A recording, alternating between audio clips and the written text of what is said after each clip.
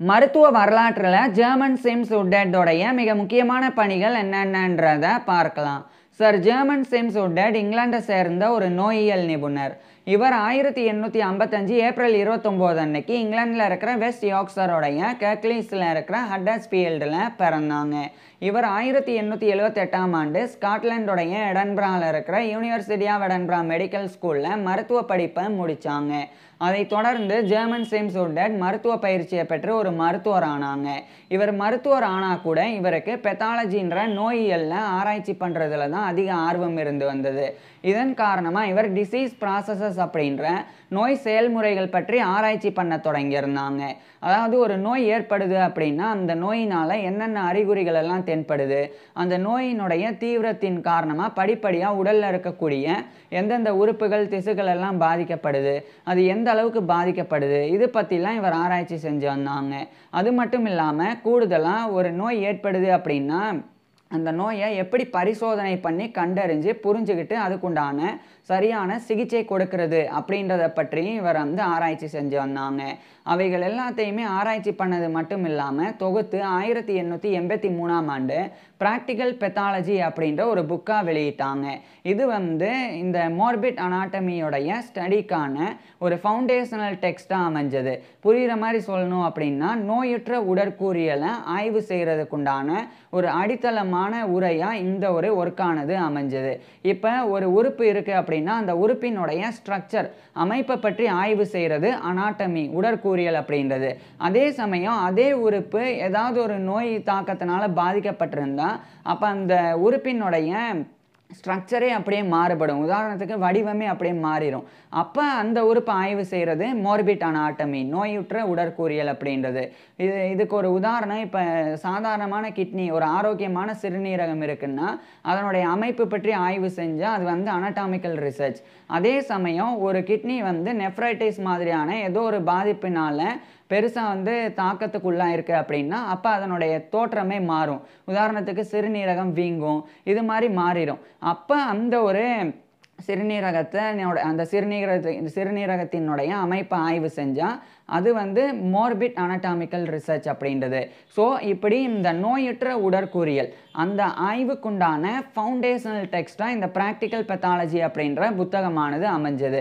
மேலும் இதை பயன்படுத்தி மற்ற மருத்துவர்கள் நோய்களை கண்டறிஞ்சு அதை சரியாக புரிஞ்சுக்கிட்டு அதுக்குண்டான சரியான சிகிச்சையை கொடுக்க முடியும். அந்த அளவுக்கு அவ்வளோ முக்கியத்துவம் வாய்ந்த ஒர்க்கை இதில் ப்ராக்டிக்கல் பெத்தாலஜி அப்படின்றதுல இவர் எழுதியிருந்தாங்க. அதுக்கப்புறமா German Sims Woodhead Arthur W Hare அப்படின்ற ஒரு அறுவை சிகிச்சை நிபுணர் கூட இணைஞ்சு 1885ஆம் ஆண்டு பெத்தலாஜிக்கல் மைக்காலஜி அப்படின்ற ஒரு புக்கை ஆத்தர் அதாவது இணைஞ்சு எழுதி வெளியிட்டாங்க. இந்த பெத்தலாஜிக்கல் மைக்காலஜி அப்படின்ற புத்தகம் ரொம்ப முக்கியத்துவம் வாய்ந்தது. குறிப்பாக இங்கிலீஷில் வெளிவந்த முதல் பாக்டீரியாலஜிக்கல் ஸ்டடீஸில் இதுவும் ஒன்று. அதாவது பொதுவாக அந்த காலத்தில் தான் மெல்ல மெல்ல இந்த கிருமிகள் எல்லாம் இருக்குது, கண்ணுக்கு தெரியாத கிருமிகள் இருக்குது, அதுதான் நோய்கள் ஏற்படுறதுக்கு காரணம் அப்படின்ற அந்த ஒரு விஷயமானது அந்த ஜெர்ம் தியரியானது ஏற்றுக்கொள்ளப்பட்டிருந்தது. ஸோ அப்போ தான் இந்த பாக்டீரியா சம்மந்தப்பட்டெல்லாம் ஆராய்ச்சி பண்ண தொடங்கியிருந்தாங்க. ஸோ அந்த ஆராய்ச்சி பண்ண தொடங்கின முதல் நபர்களில் ஒருத்தராக ஜெர்மன் சிம்ஸ் உட்டட்டும் இருந்தாங்க. ஸோ அவர் அந்த ஆர்த்தர் டபிள்யூ ஹேர் கூட இணைஞ்சு பாக்டீரியாஸ், அதுக்கப்புறம் இந்த ஃபங்கை அப்படின்ற பூஞ்சைகள், அது பூஞ்சைகள் அப்படின்னா கண்ணுக்கு தெரியாது, நுண்ணோக்கியை பயன்படுத்தி பார்க்கலாம். ஸோ அந்த மாதிரியான பூஞ்சைகள், ஸோ இது பற்றிலாம் ஆய்வு செஞ்சாங்க. ஆய்வு செஞ்சு அந்தந்த கிருமிகள், அந்த நுண்கிருமிகள், பூஞ்சைகள் எல்லாம் எந்தெந்த பாதிப்புகளை ஏற்படுத்துது, அது எப்படி நம்மளுடைய உடலுக்குள்ளே நுழையுது, அது பற்றிலாம் எழுதி தான் இந்த பெத்தலாஜிக்கல் மைக்காலஜி அப்படின்ற புக்கை இவங்க வெளியிட்டிருந்தாங்க. இது நான் ஏற்கனவே சொன்ன மாதிரி இங்கிலாண்டில் இங்கிலீஷ் மொழியில் வெளிவந்திருந்த பாக்டீரியாலஜி சம்மந்தமாக வெளிவந்திருந்த முதல் புத்தகங்களில் இதுவும் ஒன்று. ஸோ அப்பேற்பட்ட அந்த ஒரு முக்கியமான ஒர்க்கை ஜெர்மன் சிம்ஸ் உட்டட் பண்ணியிருந்தாங்க. அதுக்கப்புறமா ஜெர்மன் சிம்ஸ் உட்டட்டுக்கு நிறைய வாய்ப்புகள் கிடைச்சது. குறிப்பாக 1890 இந்த காலகட்டத்தில் royal college of physicians of London அப்படின்னு ஒரு ராயல் காலேஜ் இருக்குது.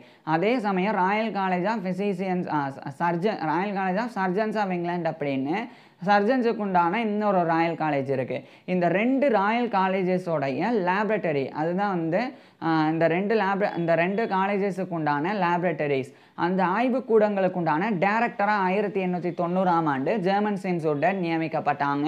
இது மிகப்பெரிய ஒரு கௌரவம். ஏன்னா ஒட்டுமொத்தமாக ஒன்று மருத்துவர்களுக்கு உண்டான ராயல் கல்லூரி, இன்னொன்று அறுவை சிகிச்சை நபர்களுக்கு உண்டான ராயல் கல்லூரி, அறுவை சிகிச்சை நிபுணர்களுக்கு உண்டான ராயல் கல்லூரி ரெண்டுமே லண்டனில் தான் இருக்குது. ஸோ அந்த ரெண்டுத்தினுடைய லேபரேட்டரிஸுக்கு உண்டான டைரக்டராக இவர் தான் நியமிக்கப்பட்டாங்க. இது இவருக்கு கிடைச்ச பெரிய கௌரவம். அதே காலகட்டத்தில் டியூபர்குலோசிஸ் கமிஷன் அப்படின்னு ஒன்று நிறுவப்பட்டிருந்தது. அந்த கமிஷனில் ஒரு சயின்டிஃபிக் ஒர்க்கராக, ஒரு விஞ்ஞானியாக இவர் வந்து 1890 நியமிக்கப்பட்டாங்க. அதாவது டியூபர்குலோசிஸ்ன்றது டிபி நோயை தான் குறிக்குது. ஸோ டிபி நோய் வந்தால் நுரையீரல் பாதிப்பில் ஆரம்பித்து பல பாதிப்புகள் ஏற்பட்டு உயிரிழப்பும் நிகழும். அந்த காலத்துலலாம் டியூபர்குலோசிஸ் கட்டுப்படுத்த முடியாமல் பெரிய அளவில் பரவி வந்தது. இப்போ இந்த டியூபர்குலோசிஸ் கமிஷனுடைய நோக்கம் என்னென்னா, டியூபர்குலோசிஸ் எப்படி ஏற்படுது அப்படின்றத இன்வெஸ்டிகேட் பண்ணணும். அதுக்கப்புறம் அதுக்குண்டான சிகிச்சை முறைகளை உருவாக்கணும். அதை தொடர்ந்து டியூபர்குலோசிஸனுடைய அதாவது அந்த நோயினுடைய பரவலை கட்டுப்படுத்தணும். ஸோ இதுதான் நோக்கம். இந்த நோக்கத்தை அடிப்படையாக வச்சு ஜெர்மன் சிம்ஸ் உட்டட் வந்து அவருடைய சயின்டிஃபிக் நாலேஜை பயன்படுத்தி டியூபர்குலோசிஸ் பற்றி ஆய்வு செஞ்சு வந்தாங்க. இதுக்கிடையில் 1892ஆம் ஆண்டு இவர் வந்து journal of pathology and bacteriology அப்படின்னு ஒரு ஜேர்னலை நிறுவினாங்க. ப்ராப்பராக நோயியல் மற்றும் பாக்டீரியாவியல் இது சம்மந்தப்பட்ட ஆய்வுகளை வெளியிடுறதுக்குண்டான ஒரு ஜேர்னலாக இது வந்து அமைஞ்சது. அந்த காலத்துலலாம் பெத்தாலஜி, பாக்டீரியாலஜி இதிலெல்லாம் வந்து ஆய்வு செஞ்சு ரிசர்ச் பேப்பர்ஸை வெளியிடுறதுக்குண்டான தனி ஜேர்னல்லாம் கிடையாது. அதை முதல் நபராக ஜெர்மன் சிம்ஸ் உட்டட் தான் நிறுவினாங்க. இதை நிறுவனது மட்டும் இல்லாமல் இதில் நிறைய விஞ்ஞானிகள் பெத்தாலஜி சம்மந்தமாகவும் பாக்டீரியாலஜி சம்மந்தமாகவும் ரிசர்ச் பண்ணி ரிசர்ச் பேப்பர்ஸை வெளியிடுறதுக்கு இவர் வந்து வலியுறுத்தினாங்க. இதனால் அந்த காலத்தில் வாழ்ந்த நிறைய ப்ராமினண்டான சயின்டிஸ்டெல்லாம் இவருடைய அந்த ஜேர்னலில் நிறைய ரிசர்ச் ஒர்க்ஸை வெளியிட்டு வந்தாங்க. இதுதான் இன்றைய காலகட்டத்தில் ஜேர்னல் ஆஃப் பெத்தாலஜி அப்படின்னு மாறி இருக்கு. இது ஒரு பக்கம் இருக்குது. அதனுடைய எடிட்டராகவும் இவர் பணிபுரிஞ்சு வந்தாங்க.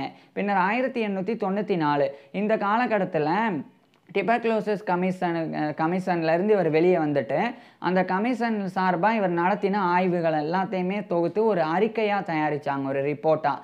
அதை 1895ஆம் ஆண்டு ராயல் கமிஷனில் இவர் வந்து சப்மிட் பண்ணாங்க.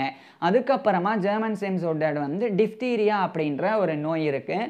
அதுக்குண்டான ஒரு systematic machinery for diagnosis of diphtheria அப்படின்ற ஒரு சிஸ்டத்தை உருவாக்கணும் அப்படின்னு இவர் பணிக்கப்பட்டாங்க.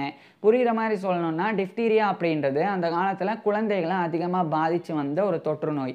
இது வந்து தொண்டையில் கூடுதலாக ஒரு சவ்வு வளர வைக்கும். அதனால் குழந்தைகளுக்கு மூச்சு திணறல் ஏற்பட்டு குழந்தைகள் இறந்து போயிடுவாங்க. இப்போ இந்த டிஃப்தீரியா இருக்கா குழந்தைகளுக்கு அப்படின்றத கண்டறியணும் டயக்னோஸ் பண்ணி. ஸோ அதுக்குண்டான ஒரு சிஸ்டமேட்டிக் மிஷினரியை உருவாக்கணும் அப்படின்னு ஜெர்மன் சிம்ஸ் உட்டட் தான் பணிக்கப்பட்டாங்க. ஸோ இவர் தான் வந்து first systematic machinery for diagnosis of டிஃப்தீரியாவை நிறுவினாங்க. அதுக்கப்புறமா டிஃப்தீரியாவுக்குண்டான சீரம் ஒன்று பயன்படுத்தப்பட்டது. அது வந்து ஆன்டிடாக்சின். அதாவது இந்த டிஃப்தீரியா ஏற்பட்ட குழந்தைகளுக்கு இந்த ஆன்டிடாக்சின் வந்து கொடுத்து அவங்கள வந்து குணப்படுத்த முயற்சி செய்வாங்க. இப்போ அந்த ஆன்டிடாக்சின் அந்த சீரமை வந்து அதிகமாக உற்பத்தி செய்கிறதுலையும் அதிகமாக பரவலாக வந்து சரியாக பயன்படுத்துறதுலையும் இவர் வந்து ஜெர்மன் சிம்ஸ் உட்டட் வந்து ஒரு முக்கிய பங்களித்தாங்க. அதாவது அதனுடைய ப்ரொடக்ஷன் உற்பத்தியை எப்படி அதிகரிக்கிறது, அதை எப்படி சரியான முறையில் பின்பற்றுறது, அதாவது குறிப்பாக அதை பயன்படுத்தி எந்த அளவுக்கு பயன்படுத்தினா அந்த குழந்தைகளுக்கு எந்த பாதிப்பும் ஏற்படாமல் அவங்க நோயிலிருந்து மட்டும் மீண்டு வருவாங்க, அது பற்றிலாம் இவர் ஆய்வு செஞ்சு நிறைய உதவிகளை இவர் வந்து செஞ்சு வந்தாங்க. அதுக்கப்புறமா ஜெர்மன் சிம்ஸ் உட்டட் வந்து இன்னும் பல்வேறு விஷயங்களை இவர் வந்து குறிப்பாக செஞ்சு வந்தாங்க. இதில் 1899 இந்த காலகட்டத்தில் இங்கிலாந்துடைய கேம்பிரிட்ஜரில் இருக்கிற கேம்பிரிட்ஜ், அங்கே இருக்கிற யூனிவர்சிட்டி ஆஃப் கேம்பிரிட்ஜோடைய ஒரு ப்ரொஃபஸர் ஆஃப் பெத்தாலஜி, அதாவது நோயியல் பேராசிரியராக இவர் நியமிக்கப்பட்டாங்க. உடனே அங்கே பெத்தாலஜிக்கு உண்டான ஒரு புதிய டிபார்ட்மெண்ட்டை இவர் உருவாக்கினாங்க. அதனால் வரைக்கும் இந்த நோயியல் அப்படின்ற ஒரு தனித்துறை இல்லாமல் இருந்தது. அதாவது தனியாக இப்போ பாட்டனிக்கு, பயாலஜிக்கெலாம் தனித்தனி டிபார்ட்மெண்ட் இருக்குது. ஆனால் அதே சமயம் பெத்தாலஜி படிக்கிறதுக்கு தனி டிபார்ட்மெண்ட்டே இல்லை. அப்போ அந்த டிபார்ட்மெண்ட்டை யூனிவர்சிட்டி ஆஃப் கேம்பிரிட்ஜில் ஜெர்மன் சிம்ஸ் உட்டட் நிறுவினாங்க. அதை எஸ்டாப்ளிஷ் பண்ணது மட்டும் இல்லாமல் கூடுதலாக இவர் வந்து ஒரு புதிய கோர்ஸையும் அதுக்குண்டான எக்ஸாமினேஷனையும் கொண்டு வந்தாங்க. அது வந்து ஃபார்மகாலஜின்ற மருந்தியல், அதுக்கப்புறம் பெத்தாலஜின்ற நோயியல். ஸோ அந்த 2 சப்ஜெக்ட்ஸையும் இவர் வந்து ஒரு கோர்ஸாக உருவாக்கி அதுக்குண்டான எக்ஸாம்ஸையும் இவர் வந்து நடத்தினாங்க, கண்டக்ட் பண்ணாங்க. ஸோ அது பொதுவாக வந்து பக்ஸ் அண்ட் ட்ரக்ஸ் அப்படின்னு ஃபேமஸாக அழைக்கப்படும். பக்ஸ்னா நோயை குறிக்குது, ட்ரக்ஸ்னா மருந்தை குறிக்குது.